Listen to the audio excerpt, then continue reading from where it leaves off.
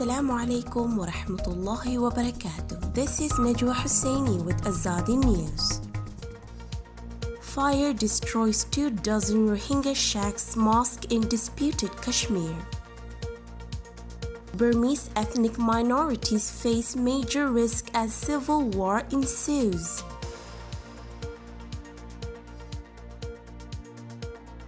A massive fire erupted in Indian-administered Jammu and Kashmir Monday, destroying at least 24 shacks belonging to Rohingya refugees and leaving 18 families without shelter. Salamatullah told Anadolu Agency AA that a school and mosque were among the gutted structures while more than 18 families were left homeless. He said the fire, which started around 1 a.m. local time in the Maratha Mahulla area of Jammu, also destroyed his shop. He was appreciative of the local police's help during the crisis. Jammu Police Chief Chandan Kohli said the first started in a junkyard and spread to nearby shacks, and fire tenders were pressed into service. Massive fires have regularly erupted in Jammu areas inhabited by the Rohingya of Arakan. 5 huts belonging to the persecuted community were gutted in the Narwal area on the night of February 4th last year. In the same area, at least 70 makeshift settlements were destroyed while 3 children and a woman were charred to death on the night of November 25, 2016. The administration at the time announced that it would be taking legal action against a person who had rented out a plot to the Rohingya. On the site of the latest fire, which also houses migrant laborers from some Indian states, as many as 200 shacks were razed in a massive fire in June 2019. About 41 of the shanties belong to the Rohingya. More than 1 million Rohingya fled to neighboring Bangladesh in 2017 as the Burmese military launched genocidal operations that saw villages being burned down, extrajudicial killings and rape. Last month, the Jammu and Kashmir government, now directly ruled by New Delhi after being stripped of autonomy in 2019, via a deputy governor lodged about 150 Rohingya refugees in a holding center that was set up in a jail in the Kathua district. A police official had told media that the process of identifying the illegal immigrants had been taken up after obtaining approval from India's Home Affairs Ministry.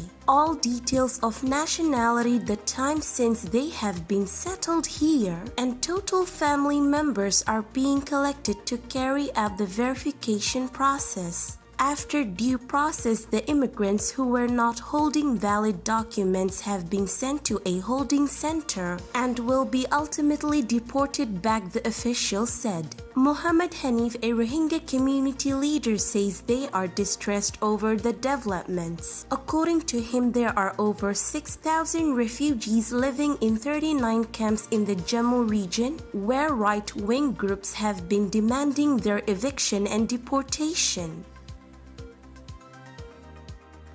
Before each rainy season, Lulu Ong and other farmers living in a camp for eternally displaced people in Burma's far northern Kachin state would return to the village they fled and plant crops that would help keep them fed for the coming year. But this year, in the wake of February's military coup with the rains not far off, the farmers rarely step out of their makeshift homes and don't dare leave their camp. They say it is simply too dangerous to risk running into soldiers from Burmese army of their aligned militias. We can't go anywhere and can't do anything since the coup, Lulu Ong said. Every night we hear the sounds of jet fighters flying so close above our camp. The military's lethal crackdown on protesters in large central cities such as Yangon and Mandalay has received much of the attention since the coup that toppled Aung San Suu Kyi's elected government. But far away in Burma's borderlands, Lulu Ong and millions of others who hail from Burmese minority ethnic groups are facing increasing uncertainty and waning security as long-standing conflicts between the military and minority guerrilla armies flare anew.